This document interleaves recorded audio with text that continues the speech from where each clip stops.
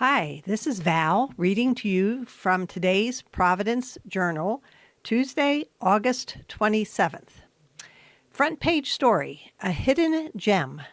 Pending sale of Atlantic Mills leaves tenant businesses at risk. By Wheeler Calperthwaite, Providence Journal, USA Today Network.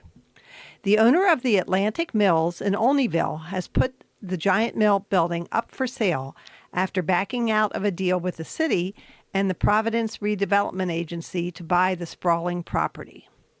Listed on commercial real estate websites on August 2nd for $5 million, it was listed as pending on Friday.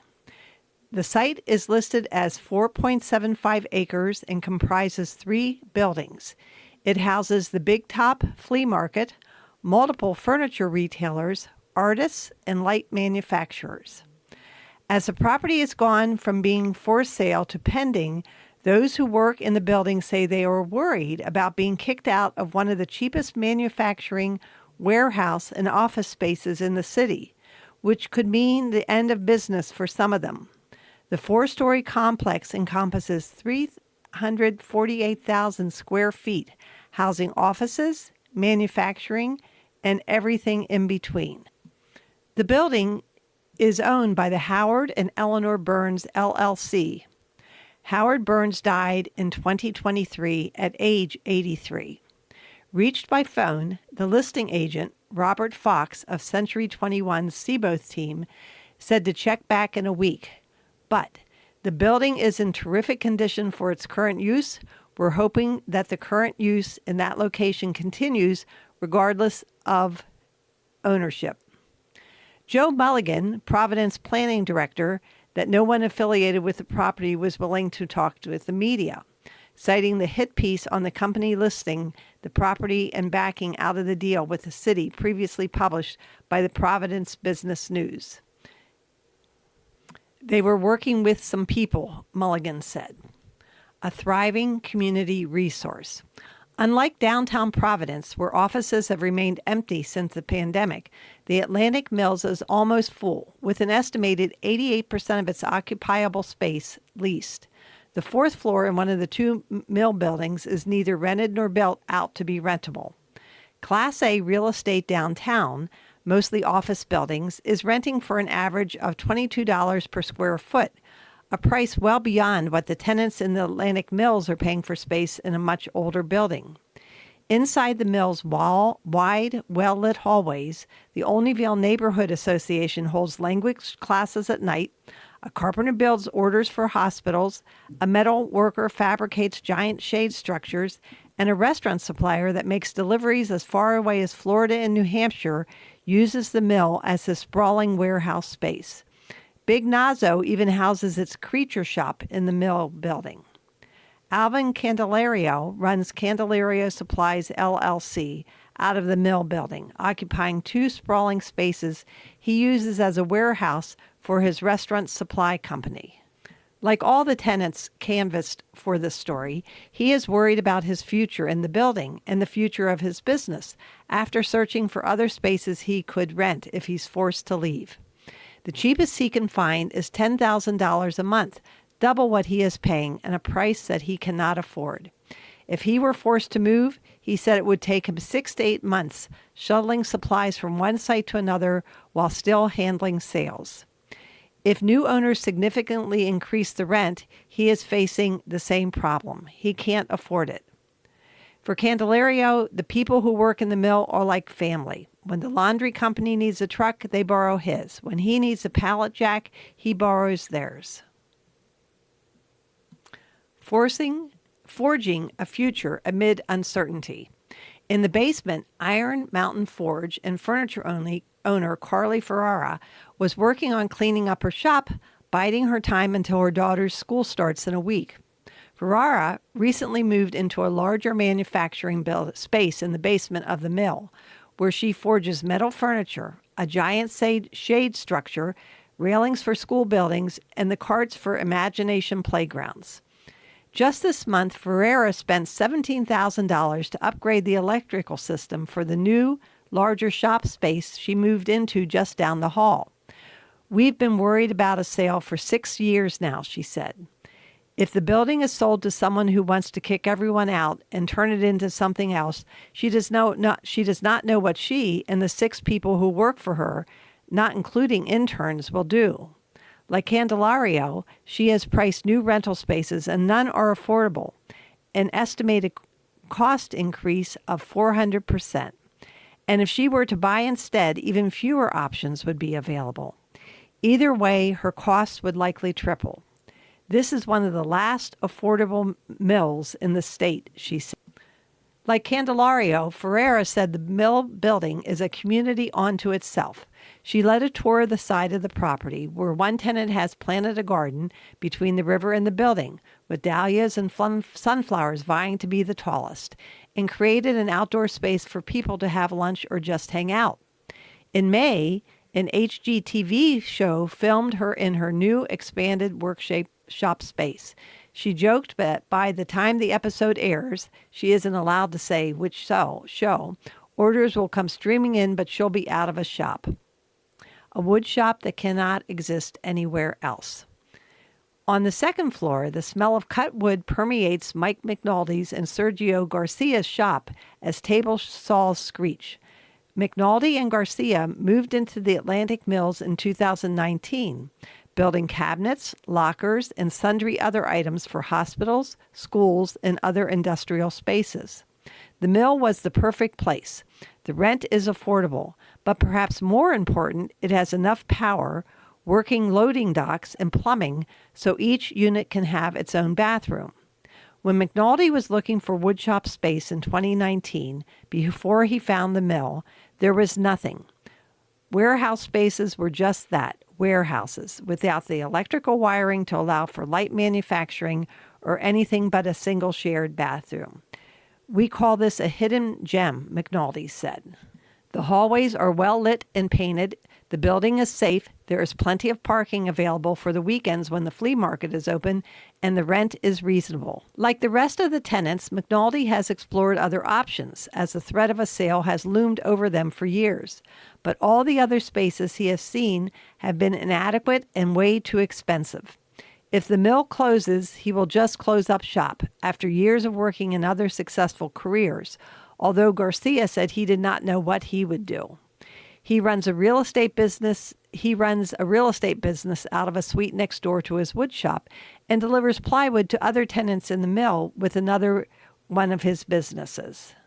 What happened to the deal with Providence Redevelopment Agency? In September 2022, the Providence Redevelopment Agency voted to buy the mill building from Howard and Eleanor Burns, LLC, for $3.9 million to preserve the building and keep the tenants there.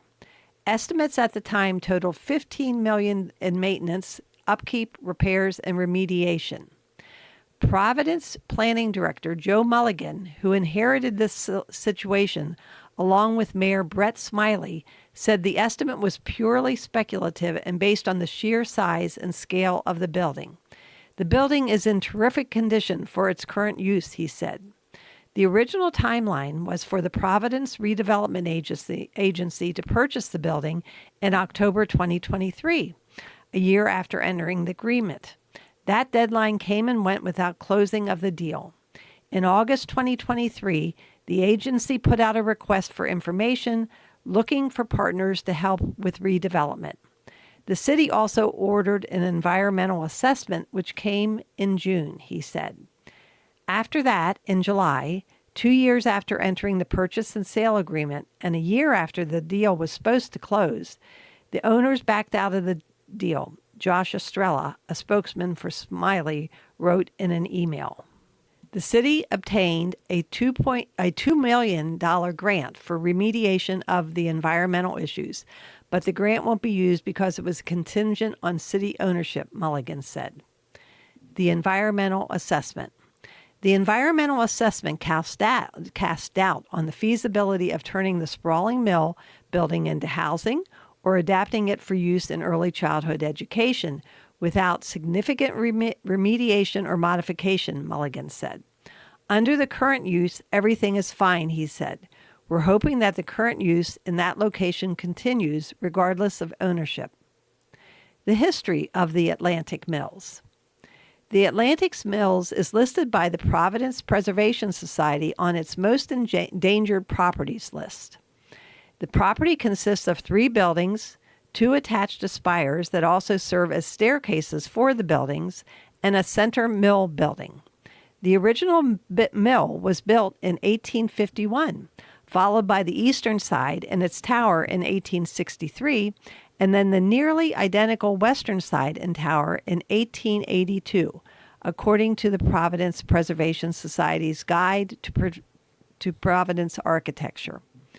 These unique towers stand in front of one of the city's first pier and spandrel construction mills, and the relatively modest-sized windows, not fully exploiting the structural possibilities of that form, reinforce its early date, according to the guide.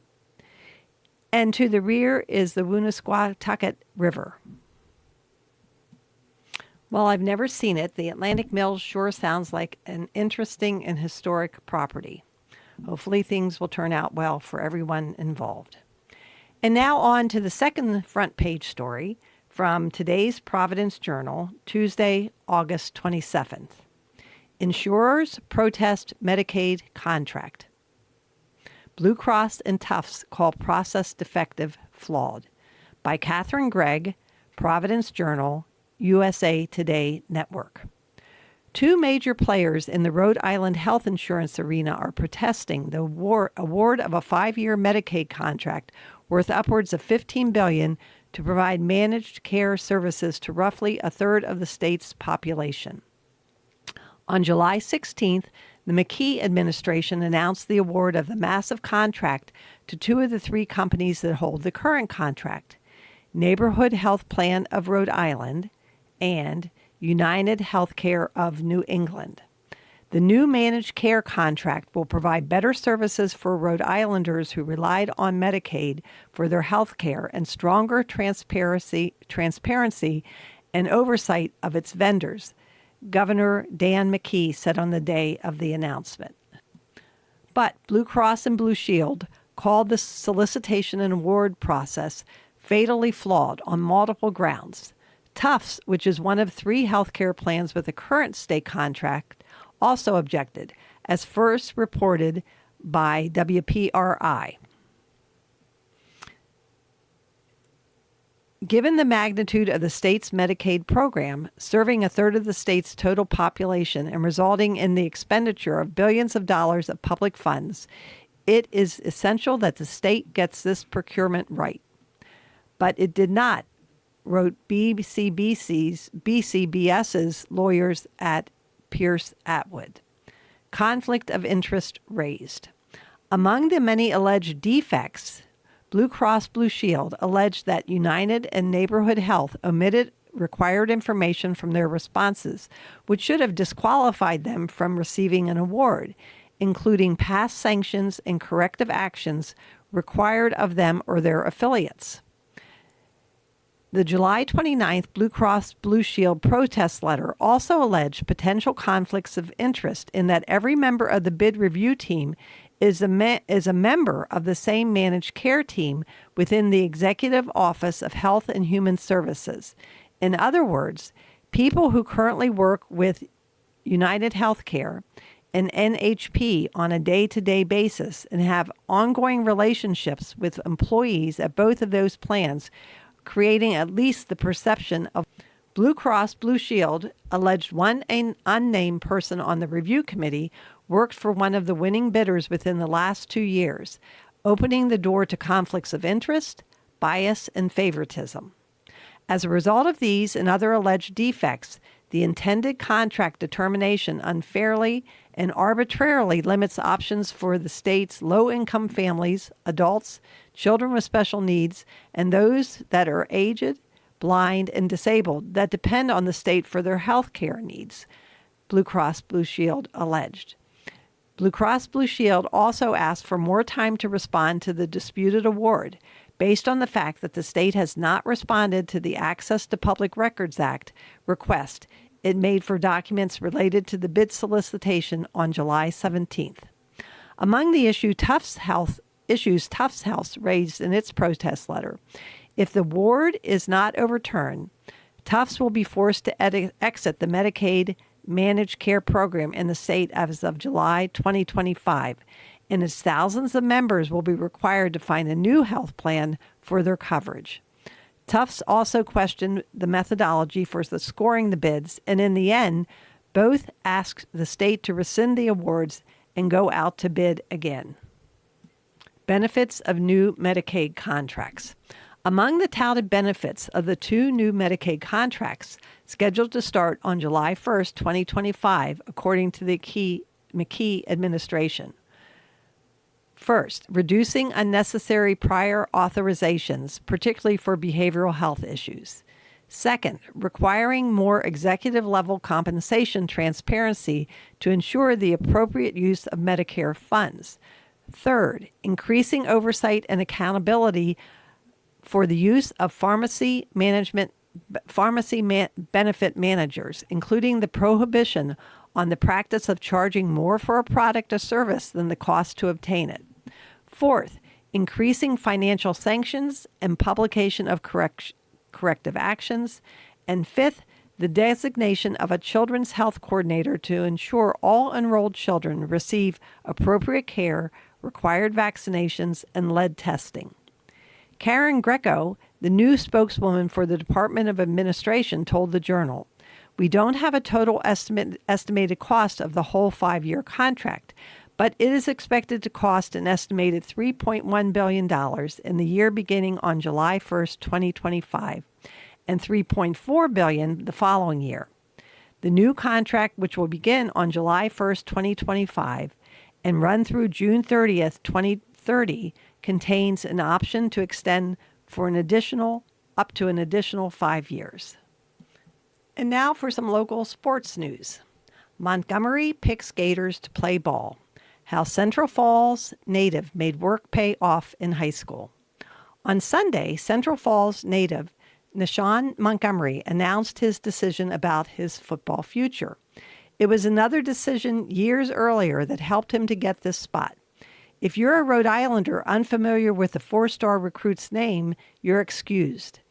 After growing up in the Ocean State and playing one season of freshman football at Hendricken, Montgomery spent the last 2+ years becoming a national name in the state of Florida, which is exactly how his father, Kashif, planned it. Montgomery said, "I feel amazing to do it in front of my whole family and friends. I'm just extremely blessed. A lot of people can't come to see me play in Florida, so I knew for my big day, I was going to do it in front of everybody. That's why I came home." On Sunday, that decision to uproot a family in order to maximize his son's potential bore fruit. In Providence's Viva Mexico Cantina Grill's back alley patio, Nishan Montgomery stood behind a table with hats from 6 of the most recognizable college football programs in the country.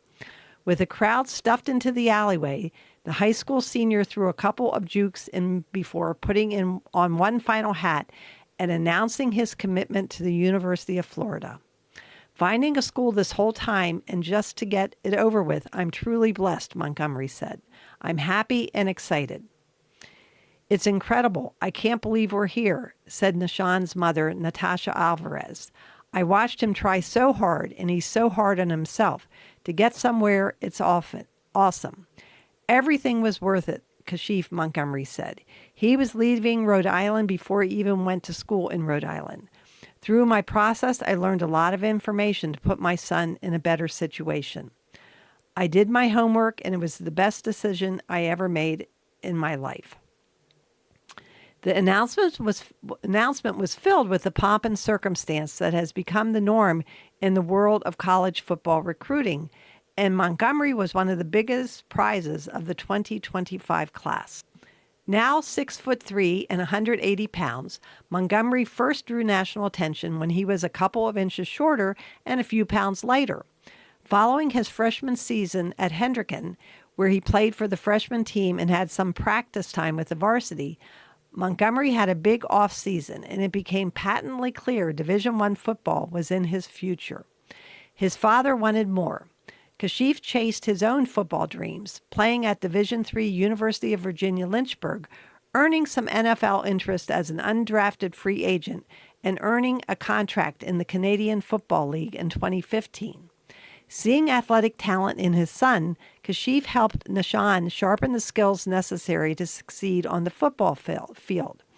As those skills grew, Kashif started thinking about ways to maximize his opportunity to play at the next level. Rhode Island has produced Division I college football talent, but players who have found college football's upper echelon of programs have been players built with genetics that are hard to miss. There have been massive offensive linemen like current Georgia Bulldogs tackle Xavier Truss, or a defensive end built like the Incredible Hawk, a la Kwity Paye, who went from Hendricken to Michigan to the Indianapolis Colts. Some of the state's best players at skill positions have taken other routes, like prep school or junior college. Kashif didn't want that. He wanted his son to play in a place where he'd be challenged in practice on a daily basis and on Saturday afternoons, somewhere where college coaches wouldn't have a problem finding him, at a school where you can't say, well, he's good, but look at who he's playing against. So Kashif and his family, his girlfriend and her son, and Nishan and his brother, moved to Florida. I know what I wanted for my sons and family, and I knew what I had to do to make it happen, said Kashif, who is a truck driver. It was a no-brainer for me. For football, the move seemed obvious, and it didn't take long for Nishan to see the difference between football in Rhode Island and football in the state where the sport is lifeblood. It changed a lot, Nishan said. The game is faster. A lot of people are stronger. I just knew to get in the lab. The move wasn't easy on Alvarez. Co-parenting is tough enough, but trying to do it from another state only makes things more difficult. What made it easier was knowing why it was being done. It was definitely hard as a mom, Alvarez said. But if this was going to be for his future, then sometimes we have to sacrifice and we have to put our own feelings to the side. I'm glad it all worked out. Sunday's announcement wasn't arguably the biggest college announcement in the history of Rhode Island. It was. Family and friends started arriving before 5 p.m., and around 5:35, a massive crowd gathered outside Viva Mexico's Washington Street entrance for Nishan's arrival. A matte black Mercedes-Benz rolled up to a reserved parking space, and after Nishan's younger brother stepped out and had some fun, the star of the show made his entrance. This, too, was part of the plan. In Florida, a top recruit committing to an SEC school is commonplace. This was about coming back and seeing the people who supported the start of the journey, but also about inspiring the state's youth who may have the same dreams. I feel amazing to do it in front of my whole family and friends, Montgomery said. I'm just extremely blessed. A lot of people can't come to see me play in Florida, so I knew for my big day I was going to do it in front of everybody. That's why I came home. In Florida, down there, the love is different, Kashif said. There's a lot of former athletes who come and train, and kids are able to show up and touch them. Where we're from, you can't touch those people. We have to give these kids hope, and I felt this move was best for Nay and for the state of Rhode Island. He's opening doors for all of these kids around here, so what better place to do it other than home? While he exudes confidence on the field, his pre-announcement speech was very much that of a shy high school senior running for class president. With around 100 people trying to listen, Nishan read pre-written words of thanks off his phone at the same speed that he runs his 40-yard dash. 6 hats were in front of him: Florida, Oregon, Alabama, Penn State, Louisiana State. He gave a subtle hint at what his goals are for the next level, saying, for the next 3 years, I'll be taking my talents to, instead of 4, before playfully putting on and removing the PSU and LSU hats. Finally, looking to his right, Montgomery grabbed the Florida hat and simply said, "Go Gators." I really like the communication, and my biggest thing was playing as a freshman, Nishan said. I just knew Florida will give me a chance to play as a freshman and have a good quarterback with other good receivers. I've known from the beginning, but he knew I knew, Kashif said. We weren't telling anyone. It defeats the whole purpose. It was a big thing to come back and do it here. Montgomery isn't the first Rhode Islander to leave the smallest state for a larger one in hopes of chasing athletic dreams.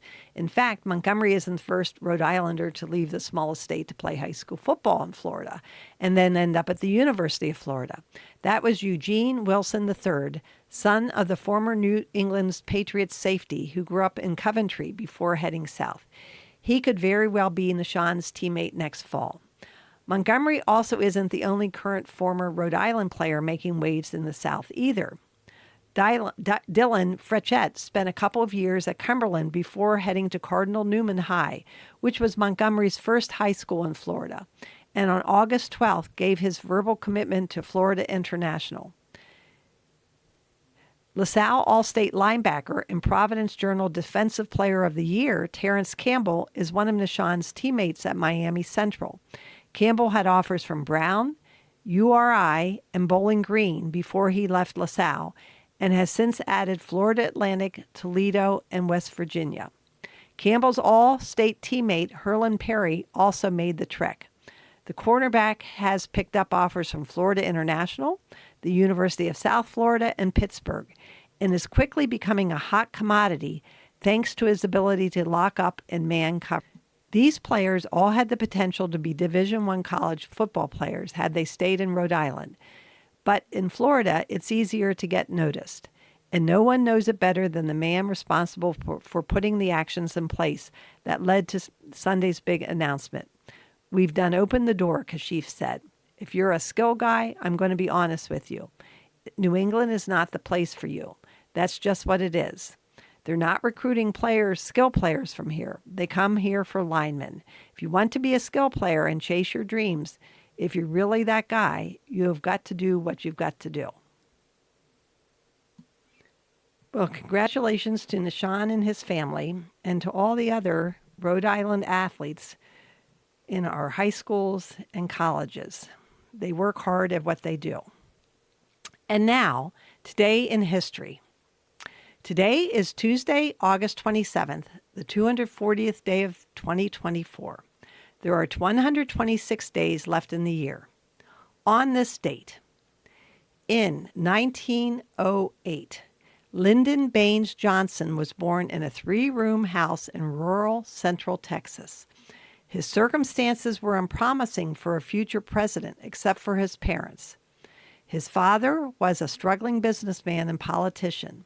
His mother, a college-educated woman whose own father was also a lawmaker.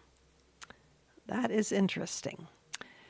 Okay, on this date in 1955, the Guinness Book of World Records debuted. On this date in 1967, Brian Epstein, manager of the Beatles, was found dead at his London home. He was 32.